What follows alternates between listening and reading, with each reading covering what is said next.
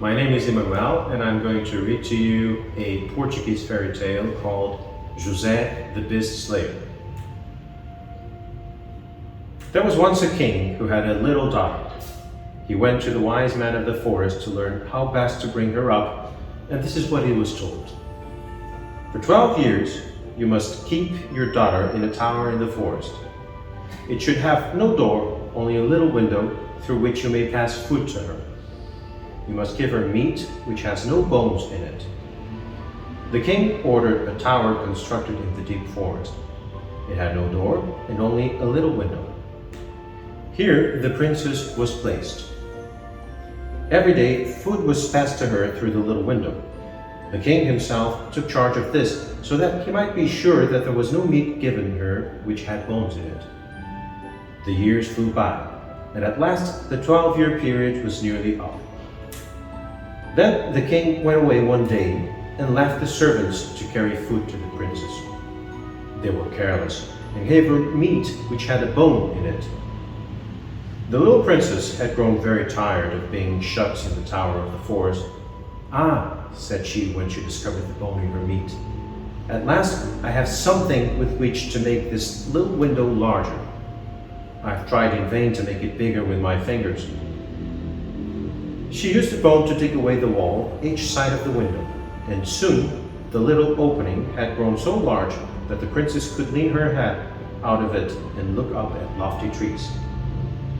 That very day, a duke passed that way on a hunting expedition and saw the beautiful princess in the tower. He fell in love with her immediately. Now that the princess has someone to help her make the hole larger, it was an easy matter to make it big enough to escape. That very night, she ran away with the duke. When the king returned from his journey, he found the tower in the forest entirely empty. There was nothing but the yawning hole to tell him of his daughter's escape. He tried in vain to find out what had become of her, but there was no person who could tell him anything about her. The princess had gone with the duke across a great river which no one else knew how to cross. She lived in a big cave in the rocks, and after all the years in the tower, it seemed a wonderful home indeed.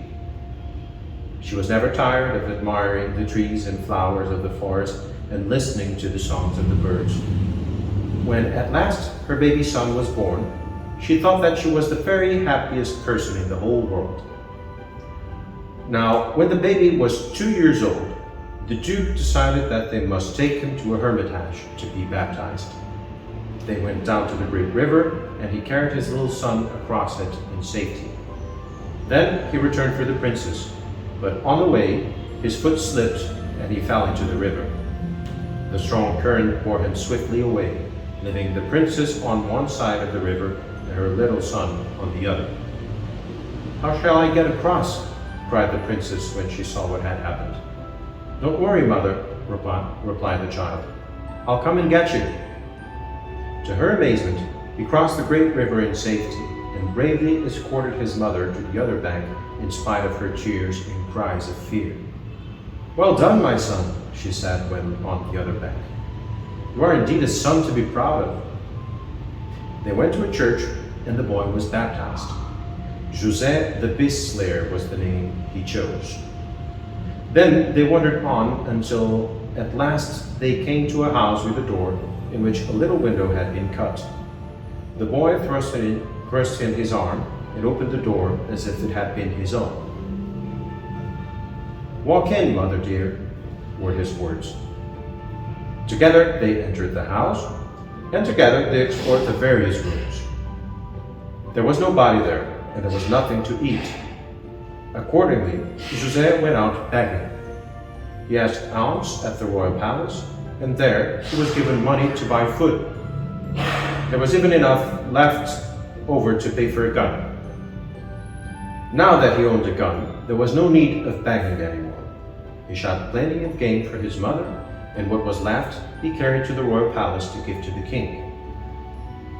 One day, in the deep forest, he entered a cave where the giant of the forest lived.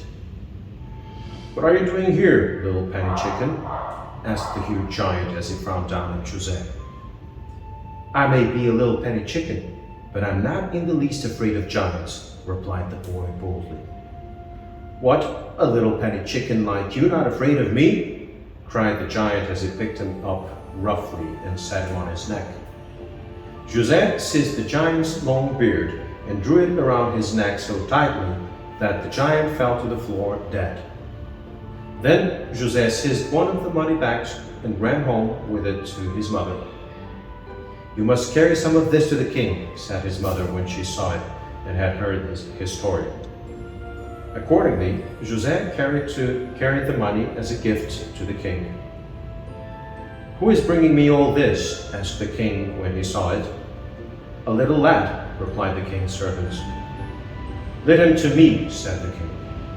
"I'd like to see him." Accordingly, the boy was led before the throne. "What is your name, my lad?" asked the king kindly. "I am called José the Beast Slayer, your majesty," replied the boy as he bowed low before the throne. "Who are your parents?" asked the king. "My father is dead," replied José, "and my mother is a princess who ran away from a tower in the forest." José had often heard the story of his mother's life in the tower. It was the tale he liked best of all. At the boy's words, the king started and looked at him sharply. "Tell me about this tower," he said eagerly. "It was a tower in the deep forest," replied José. "It had no door, only a little window through which food was passed to her. She could never have any meat with a bone. This was because the wise man of the forest had told her father that it was the best way to bring her up. One day, her father went away, and the servants gave her meat with the bone ends. And I always suspected something like that," interrupted the king. José looked at him in surprise. "Were you there?" he asked. The king nodded. "Go on with your story, my boy," he said. José told all the circumstances of his mother's escape from the tower, just as she had so often described them to him.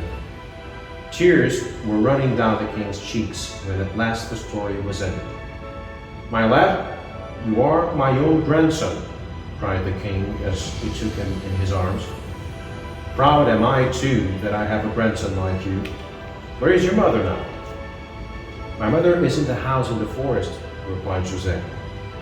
"It is she who told me to carry the money to the king." "Why did she never come to me?" asked the father.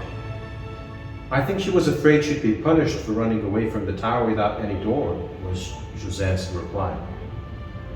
When the princess was brought home to the royal palace, there was a great feast held, which lasted for 3 days and 3 nights. Then the king sent his men with José into the forest to the cave where the giant had lived. They brought home so many bags of gold that it required the entire royal army to transport it. Years passed, and when the old king died, it was José the Beast Slayer who was king of the land.